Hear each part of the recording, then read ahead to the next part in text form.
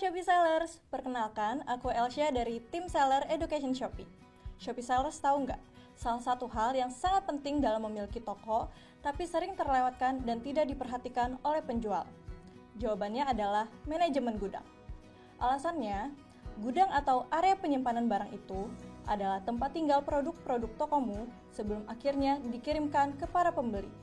Jadi, seluruh proses dari baru masuknya barang hingga keluarnya barang dari gudang penting banget untuk kamu perhatikan karena hal ini akan mempengaruhi kelancaran proses penjualan kamu.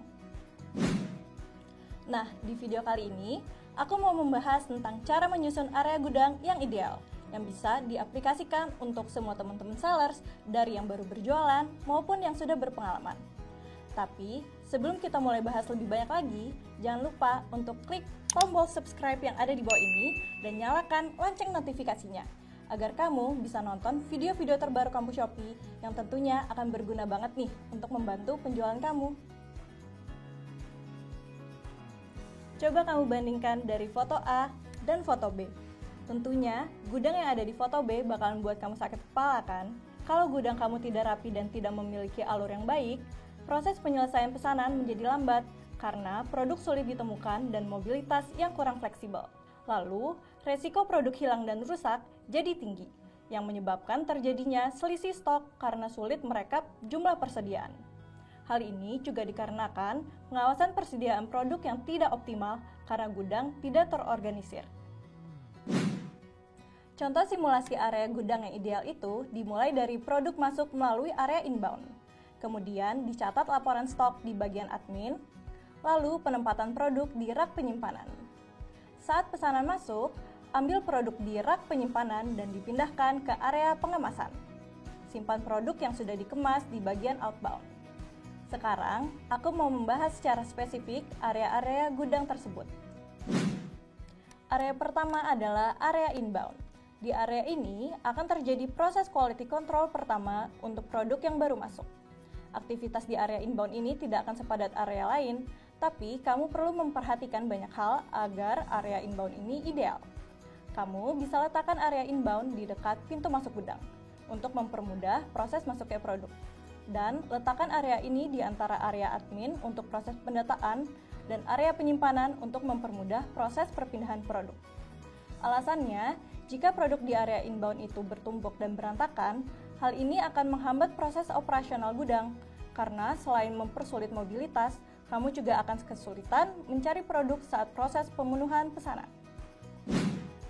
Area kedua adalah area admin.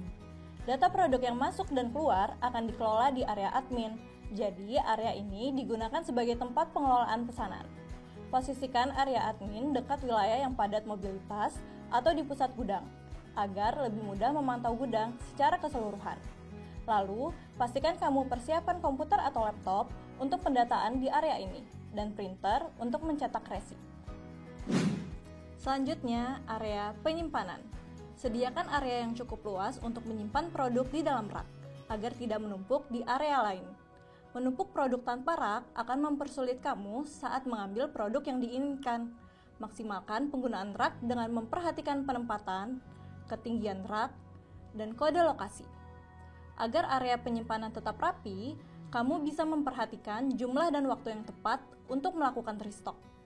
Keluarkan produk yang sepi peminat dari rak dan tempatkan di keranjang khusus untuk produk diskon. Lanjut ke area pengemasan. Usahakan untuk memposisikan area pengemasan dekat dengan area penyimpanan untuk mempercepat proses pengambilan dan pengemasan produk. Jadi, jarak yang dekat ini akan mengurangi mobilitas di gudang. Di area ini, kamu harus melakukan quality control terakhir sebelum mengemas produk. Jadi, meminimalisir kemungkinan terjadinya pengiriman barang rusak yang akan menyebabkan terjadinya retur oleh pembeli. Sediakan meja untuk melakukan pengemasan.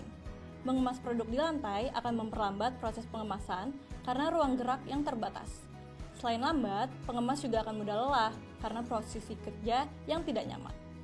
Posisikan material pengemasan seperti bubble wrap, lakban atau selotip, kardus, gunting, dan lainnya di lokasi yang mudah dijangkau oleh pengemas agar lebih efisien dan efektif.